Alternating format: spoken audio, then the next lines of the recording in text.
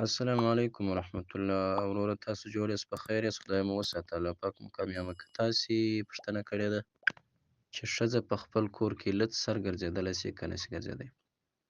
نو محترمه ستا په جواب کې به ووایو چې که داسې و چې د ښځې سره په کور کې داسې نامحرمه کسانان ورسره وه لکه لیور، بیا د دې دپاره هېڅکله جواز نه لري چې دا لڅ سر وګرځېږي.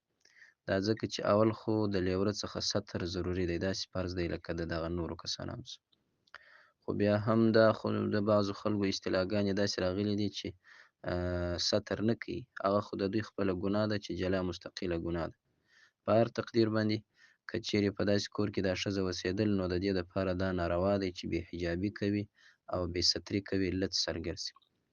که چیرې داسې و چې دا په داسې کور اسرا کې اوسېدله چې د دې د خاوند څه ماسې وه، بل هېڅوک نه و ورسره، یا مثلا اولادونه ورسره وه خو نو بل څوک نه و ورسره، په دې صورت کې بیا د دې دپاره دا جایز دی چې لڅ سر وګرځېږي، خو اما خلاف الادب کار دی، بې ادبي ده دا.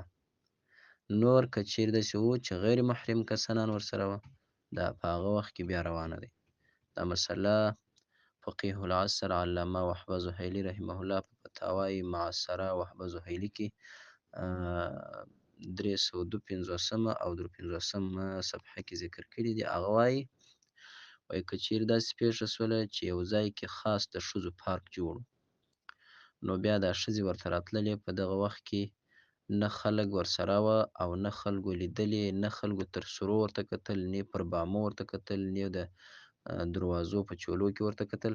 په دې صورت کې د دوی دپاره دا روا دی چې مثلا حجاب و شی نه وي ورسره، ځکه دا د دوی خپل یو جنس دی. او که داسې و چې یو چا ورته کتل، نو په دې صورت کې بیا د دوی دپاره بې حجابي او لڅ سر ګرځېدل دا حرام دي، جایز نه دي. الله مو وساته. السلام علیکم. ملګرو په دې هیله چې ټول به روغ او جوړ اوسئ. تاسو هم کولی شئ چې خپلې دیني پوښتنې د ویډیو په کمنټ کې راولېږئ تر څو مفتي صاحب درته ځواب کړي.